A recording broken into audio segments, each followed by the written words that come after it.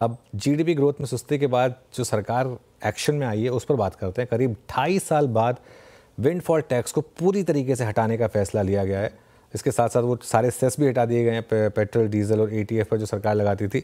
लक्ष्मण रॉय के पास चलते हैं और जानते हैं कि ये फैसला क्यों लिया गया। लक्ष्मण जी, गुड आफ्टरनून। क्या वो जो जीडीपी का नंबर आया उसने भी थोड़े से पॉलिसी डिसीजन में कुछ इम्पैक्ट डाला, या ये इस फैसले का सरकार पहले ही मन बना चुकी थी?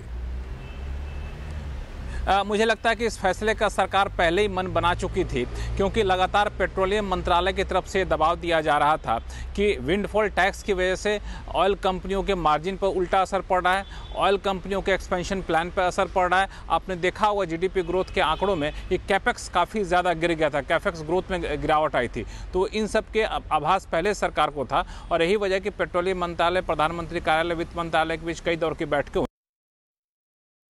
जुलाई 2022 में लगाया गया था, उसको सरकार ने पूरी तरह से वापस लेने का फैसला लिया है। यानी हर 15 दिन पे अब किसी बात का डर नहीं रहा है कि अब शायद टैक्स लग जाए। हालांकि जीरो टैक्स पहले से भी था।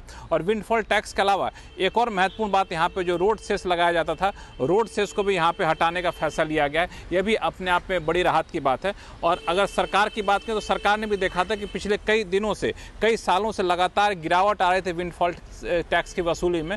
FY23 में 25,000 करोड़, FY24 में सिर्फ 13,000 करोड़, FY25 में 6,000 करोड़ रुपए अब तक आए थे। और अनुमान ये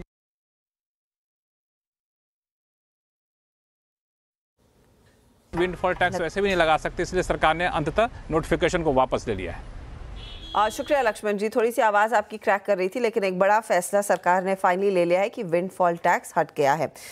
शरद, ये Reliance, ONGC, oil India and the likes पर हम इसे नॉर्मली प्ले करते आए हैं जब भी वो विंडफॉल टैक्स में कोई चेंजेस हों।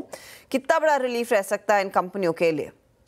देखिए, कोई भी रेगुलेटरी ओवरहैंग अगर हट जाता है तो वो अच्छा ही है, क्योंकि ये on end of kind of situation थी। बट ये मेरे हिसाब से पोस्ट कोविड एरा में लगाया हुआ सिचुएशन था और वो सिचुएशन अब मोर और लेस ओवर है। ग्लोबली ऑयल प्राइसेस स्टेबल हैं, जो जियोपॉलिटिकल प्रॉब्लम्स पर्टिकुलरली रेड सी वाले एरिया में वो तो नॉर्मलाइज हो रहे हैं। तो मोस्ट प्रोबेबली वहाँ के साइड की जो ऑयल प्रोडक्शन है वहाँ इतनी प्रॉब्लम आएगी नहीं, तो ऑयल प्राइसेस में मोस्ट प्रोबेबली वोलेटिलिटी भी नहीं रहेगी। और हमारा तो ये मानना है कि ग्रेजुअली ऑयल वीक ही रहना चाहिए या बहुत सबड्यूड रहना चाहिए। कोई एबनॉर्मल एबरेशन हम एक्सपेक्ट नहीं कर रहे अनलेस एंड अनटिल कोई जियोपॉलिटिकल फ्लेयर अप हो। तो लॉजिकल स्टेप है। जहां तक फायदे का सवाल है, मेरे हिसाब से डायरेक्ट एज सच कोई एडिशनल बेनिफिट तो नहीं होगा।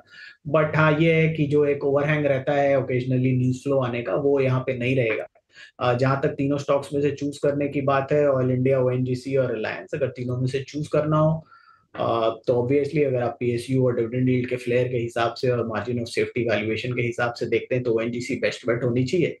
और अगर आप एक basically non PSU private sector खोज रहे हैं तो रिलायंस हमें लगता है काफी बढ़िया बेट है 1700 के आसपास के, 1700-1800 के टारगेट्स के। मीन भाई